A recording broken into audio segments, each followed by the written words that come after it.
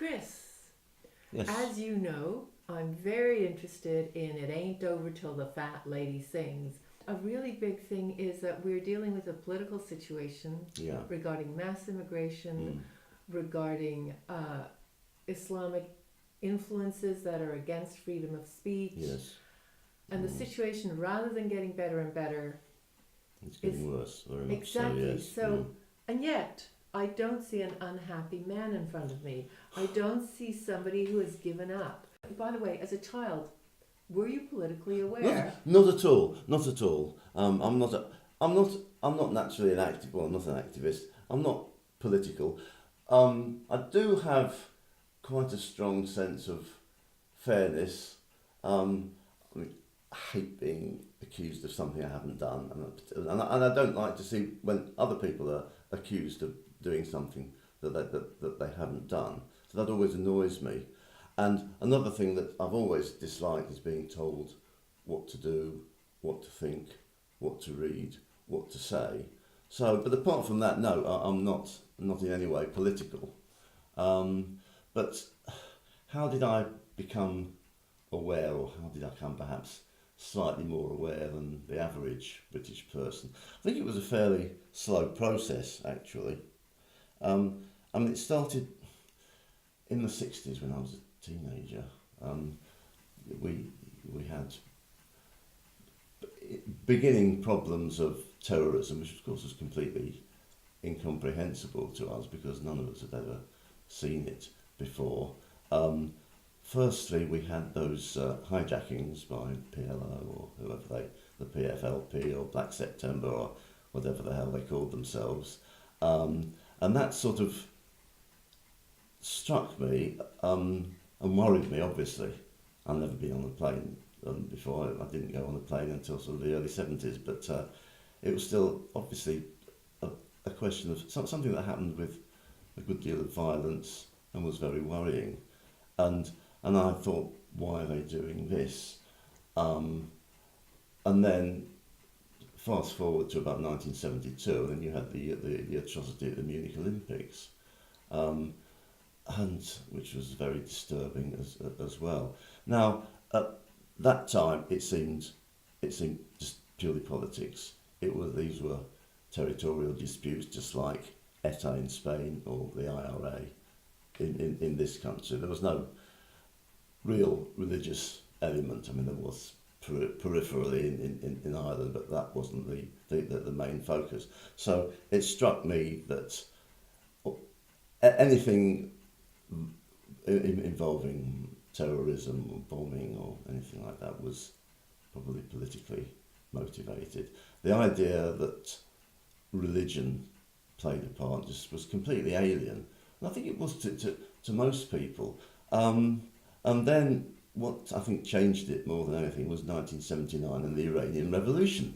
Because then suddenly religion was thrust into the foreground. Islamic Republic, Islam. I mean, I thought, good God, Islam is a dead duck. It went gurgling down the toilet bowl of history after the fall of the Ottoman Empire. What's going on here? So that was surprising. And then the when the revolution was in full flow, the French dug up this guy called the Ayatollah Khomeini, who just looked like a complete anachronism. You know, somebody out of the 7th century with a great big beard and staring eyes. Horrible man, quite clearly a horrible man. But what's he? You know, there are plenty of horrible men in politics, but he seemed to stand out, particularly as being just very odd and not the sort of person you'd expect to be in the forefront of political events. So that was a bit of a surprise, really. And then of course, after that, well, actually at the same time, 1979, we had the Soviet invasion of Afghanistan. Now, at that time, if you remember, what happened was that the allies, the US, NATO, supported the Mujahideen who were fighting against Soviet influence. And naive as I was, and understanding absolutely nothing about the situation, I thought, oh, well, these are probably good guys. They're fighting against communism. Now, I'd seen communism myself through visiting Eastern Europe, through having friends, a future wife behind the Iron Curtain, and I knew that it was pretty shitty. So I thought, well, anything that fights against that must be a good thing. And I knew that the Mujahideen were not exactly the equivalent of Church of England vicars, but they're probably pretty spiritual guys who were quite decent, basically. Looking back, I'm thinking to myself, my God, how could I ever have been so naive? But I was, and so were probably most people in the West at the time. Sadly, too many still are equally naive. So that was a bit of a turning point. I'm just let me just have a look, because I made some more notes about this. Oh yes, the next thing was, I mean, we've got to go forward a bit for about 10 years, which was Khomeini's fatwa against Salman Rushdie. And that was a shock, because I thought to myself, here's some bearded guy in the country thousands of miles for us, actually trying to pronounce death sentence on a British citizen. Oh, that's not right. And what's he done? He's written a book. So what? He's got the right to read a book, to write a book. But I think what was more worrying than that was the puny response of the British government. And this was under Margaret Thatcher, who was pretty forthright in most things, but nothing much was said.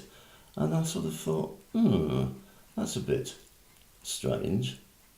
And then about the same time, or a little bit after, I think that was also 1989 or 1990, very trivial incident. I was walking to work, and a colleague caught up with me and said, hello. I said, okay, how are you? He said, I went into my usual newsagents to buy some cigarettes and a newspaper, and it was closed. And I said, oh, why was that? And he said, oh, they've closed the shop to mourn the death of the Ayatollah. I thought, what? What sort of bullshit is this? I mean, this was some local Indian or Pakistani newsagent. What possible connection do they have with this horrible, fulminating old fascist in Iran? Couldn't join the dots at all. Of course, it's pretty clear now. The dots are well and truly joined, and now one understands perfectly well the link between certain elements of British society and people like the Iranian fundamentalists. But at the time, I thought to myself, wow, this is pretty incomprehensible. What happened next? And then of course the 1990s came, and we had the fall of the Berlin Wall, and there was an awful lot of optimism going around then, and certainly no one thought of religion as being in any way important, and it wasn't. This was just the fall of a secular system which hadn't worked and had been unjust, and we were all pleased to see it go. So for sort of 10 years or so, everything started to seem better. Then of course we had 9/11, 2001, and although things had been relatively peaceful in the world, or seemed to be peaceful to my naive way of thinking, this came as a big shock. But as soon as it happened, it was very obvious who was behind it, or what religion was behind it. I remember I was at work at the time. It was in the afternoon, and somebody said, "Oh, a couple of planes have just gone into the World Trade Center," and everybody thought it's an accident, technical failure.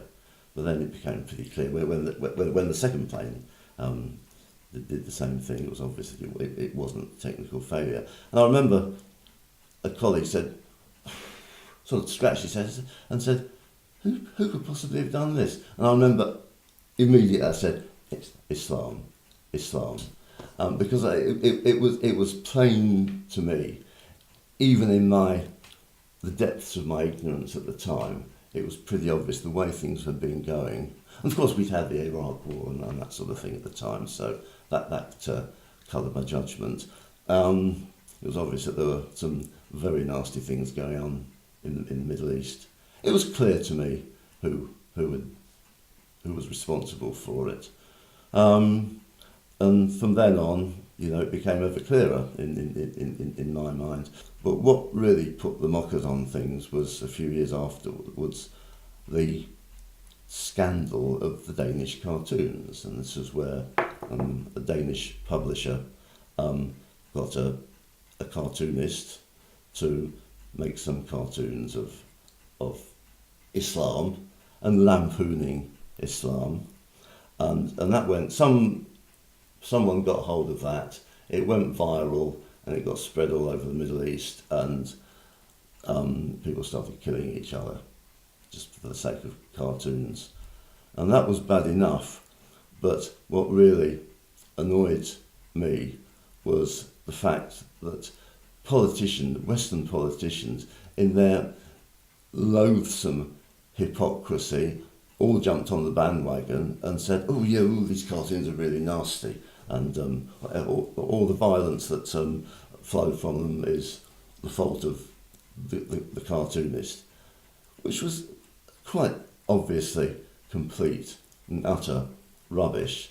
And no one, with a few exceptions in the Western world, dared to publish them.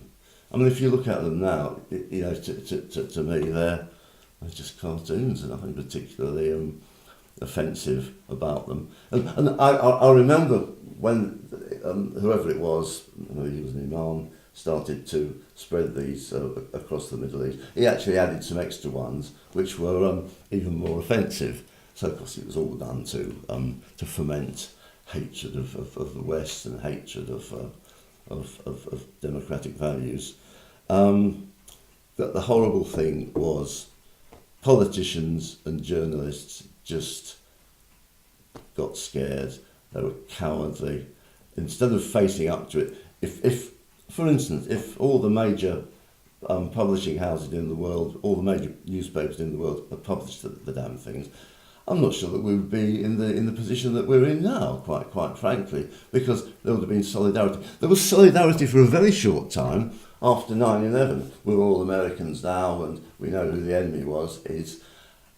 That didn't last very long, and since then, it's been downhill all the way. And I think it was about 2006 or 2007, the Danish cartoon scandal blew up, and that's when I got really interested and indignant that somebody was publishing not particularly offensive cartoons and being condemned for it. It was almost blamed for people going around in various countries slaughtering each other. That just seemed so unfair. It was an injustice for a start, and it was a denial of free expression also, and that's what really got my goat. And then I started to get more interested. I got into Facebook and I started reading blogs, and got really interested in the subject. And it's been downhill all the way since then, but my interest remains, and I'm still fascinated and really appalled by the way things are going, particularly by the cowardice of Western governments. That's the root of the problem. It's not actually Islam.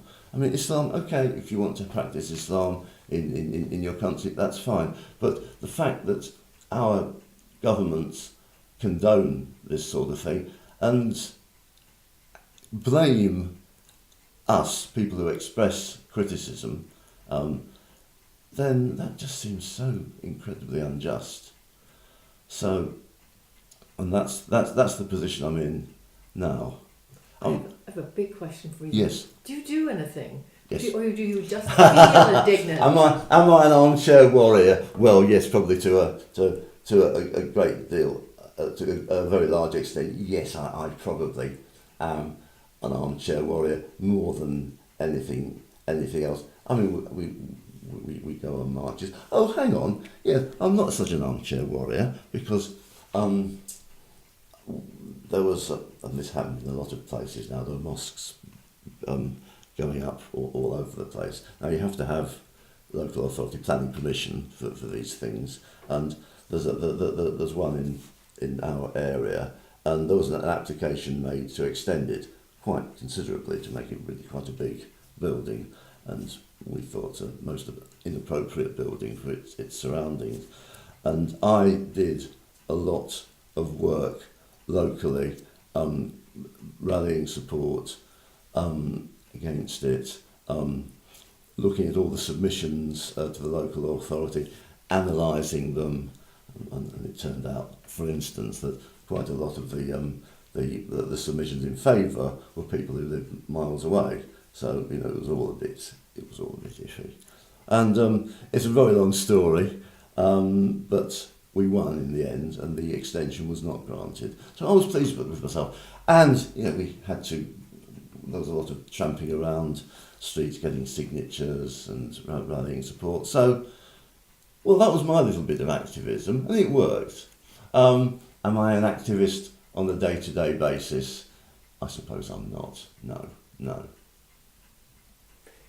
What do you do? Because I know, for example, that you sometimes post on Facebook. Yes. Is that important to you? Do you think you do anything? It's yeah. It's an escape. What's an escape valve?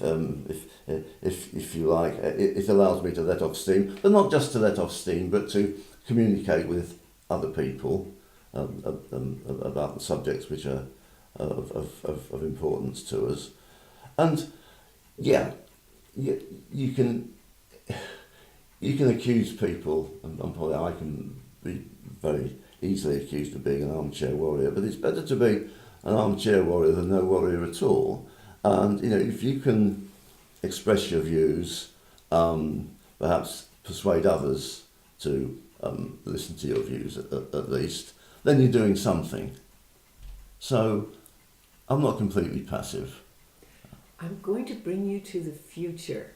If you looked at your future's coming, 10 years down the road. Yeah. Could you imagine yourself getting more involved, less involved? What would you see for yourself? Let's say for 10 years. I would hope to be at least as much involved as I am now.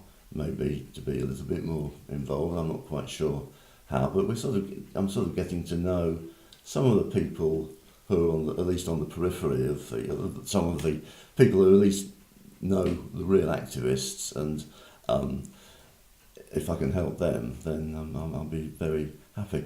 I'm not a proselytizer. I'm not the sort of person who can go and talk to people and persuade them. That's not my strength. I mean, I think my strength is probably more in the written word than in the spoken word, actually. But I would certainly hope to be at least as involved in 10 years as I am, if not more. It would be nice to think that my involvement won't be necessary in 10 years, but sadly I'm afraid that's not the case. Things are not going to get any better. I see that even though you're talking about a situation that is very serious, there's something about you that is happy. Well, that's nice to know. Yeah, yes. I'd like to know, how do you do it? Because some people go doom and gloom, it's Despair. over, game Despair. over. Well, as you say, it's not over till the fat lady sings, and I think that there's always hope. But I'm buoyed up by the life I've had, the family I have, the fact that I enjoy. Apart from the unpleasant things which are going on around me in politics in this country and in the world, I still have a lot to be grateful for, and I want to fight to keep that. And I want my children to have the same possibilities, and my grandchildren to have the same possibilities as I've had. So I want to keep fighting. It would be nice if it were not necessary, but I'm afraid it will be. Okay. Are there any last... By the way, Your 10-year-old self, you've said somewhere, wanted to be a spaceman. Well, How would your 10-year-old self have looked at the political activism? Would he have been proud of you? Would he have been mind-boggled? Would he have gone, that's like a spaceman thing? I think he would have been mind-boggled, actually, because I don't think he would have expected himself at that later stage to be doing that sort of thing. Politics didn't play an important role in our lives at the time. It all seemed simpler then. Well, that actually, yeah, that's another thing. If I may, just make a final comment. In the old days, in the UK, we had basically a two-party system. There was Labour and there was Conservative.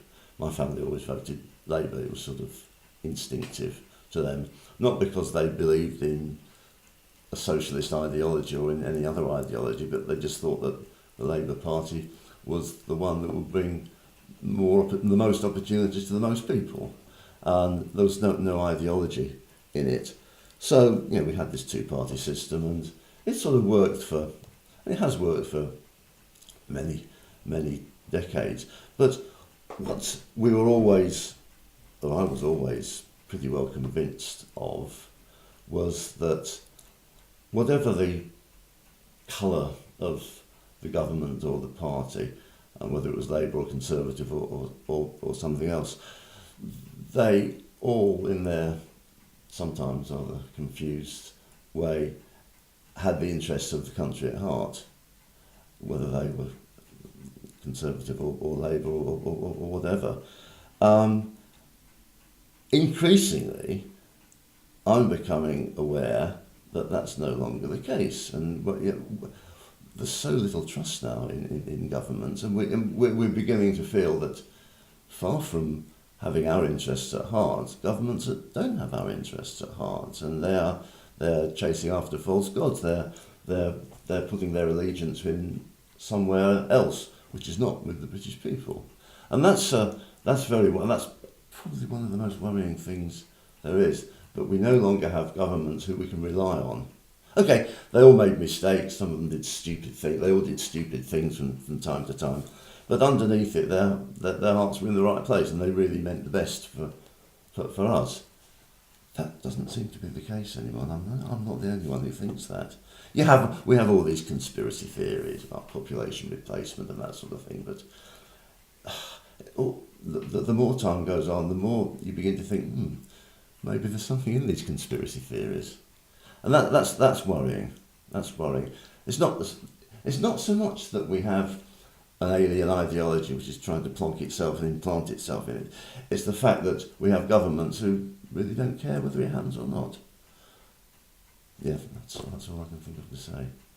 That was a bit off the subject, but that's one of the things that motivates me. That fear that, if we felt that our governments had it all in hand and basically they meant well and they were well intentioned, you could sort of sit back and think, okay, everything's fine. There'll be up and downs, but still, things will come good in the end. But now you think to yourself, will it? And that keeps you fighting. It does. I would rather not have to fight, but as I say, I'm not a natural fighter, a natural activist. I'm quite conservative with a small c. I'm quite conformist. I mean, I'd like to think that I'm living in a society that basically I agree with and everything's being done for the common good.